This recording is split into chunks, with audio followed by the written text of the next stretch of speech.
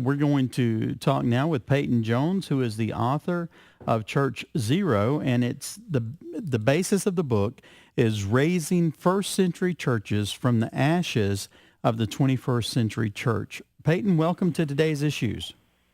Hey, Tim. Hey, Jim. Thanks for having me. Thank you, Peyton. Where do you live?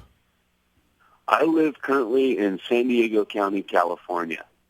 This is Tim, by the way. We appreciate you being on with us. Your church is called what now? Well, the church at the moment that I'm working with is Refuge Long Beach. I'm in the inner city. I'm what's known as a serial church planter. So I plant churches like the Apostle Paul, and once I raise up leadership, I get the heck out of Dodge. In your book, you have some... Do you have a church in Dodge, by the way? I'm just curious.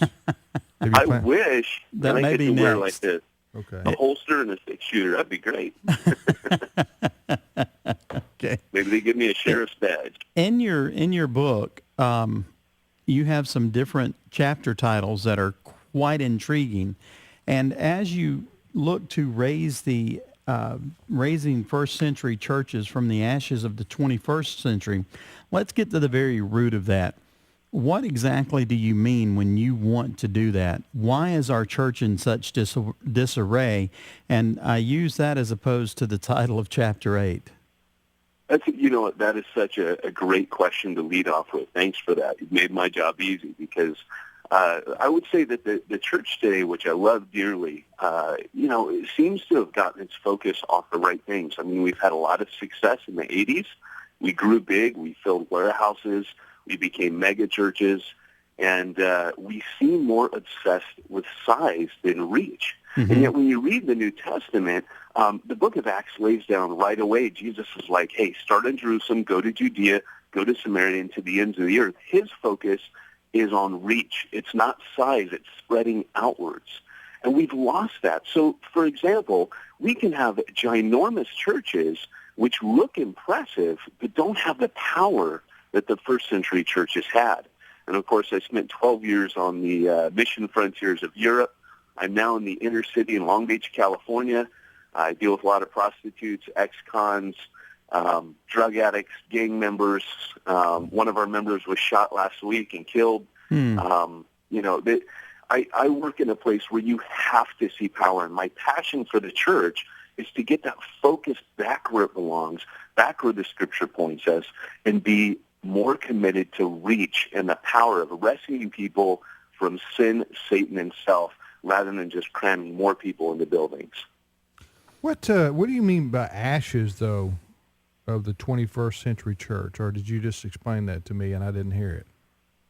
No, I didn't explain it. It's quite a provocative title, and I think that the idea of ashes is more pointing to the decline that the church is heading into. Of course, I was in Europe for 12 years, and I would say they're about 50 to 100 years down the road from where we're at. And as I would come back year after year off the mission field just for maybe a few weeks and touch base with family here in the States, I would go to my churches that I was familiar with, and I noticed that the number of young people was declining. And so I'd look left and right, and I'd see the average age of the average attender was 40 and above. Well, this happened in Britain back in the 60s, but nobody was alarmed or panicked because, you see, they had their megachurch era, but when they lost the youth, as long as the numbers were big, no one panicked. I've been saying this for a few years now since I've been back. It's only recently that it's hit CNN, some of the bigger periodicals, Christianity Today. Now people are starting to talk about it. But I've been kind of raising the alarm for a while now, saying, guys, this is you just haven't realized because your numbers are full. But when the older people start dying off, a generation gap will have yawned already that will be irreversible. And so we've got to return back to the first century style. Peyton Jones is our guest. He is a self-described serial church planter. He's joining us from San Diego, California. His book is called Church Zero, Raising First Century Churches Out of the Ashes of the 21st Century Church. Peyton, Jim and I were talking before the program. I don't blame I don't know, the level of church attendance in America, is it still about 45% on a given Sunday or 40 or something like that? Do you know, nationwide? No. Yeah, no, it's so different. Like if you talk about California versus New England and versus the South, if you look at it regionally, it's different all the way around. And so the Midwest won't look quite like the Pacific Northwest, but certain areas are better than others. Yeah, in the South, you still have to have a reason why you're not at church on Sunday morning. Right. if you're spotted at the convenience store, but I wanted to ask. Here's what I wanted to say. I agree with I was telling Jim before the program. I agree with there are legitimate criticisms of our churches that maybe have cost us people who would, maybe we haven't been evangelizing enough or discipling enough. I would agree with those criticisms. However, I do think we live in an era where you can lead a horse to the water, but you can't make him drink. People don't want to go. A lot of people just don't want anything to do with God or Christianity or the church anymore. And they've made that choice independent of whatever the church may do. We just live in an era of me, selfishness, individuality. And so what about that? How you respond to that, Peyton? It's such a great observation because you're right. And there's a lot of whiners out there. I mean, I've been in ministry for 20 years now. And, far from being the guy that stands back and throws rocks at the church, I love the church, and I'm passionate. I'm almost jealous. Like when I read the book of Acts, I just want to see the church restored to its glory, just see it become, kind of like to use a military term, all that it can be. And I see that blueprint in the book of Acts. Church Zero really provides answers, and a lot of it came from Europe, being in a place where it was exactly like you just described. People were not interested.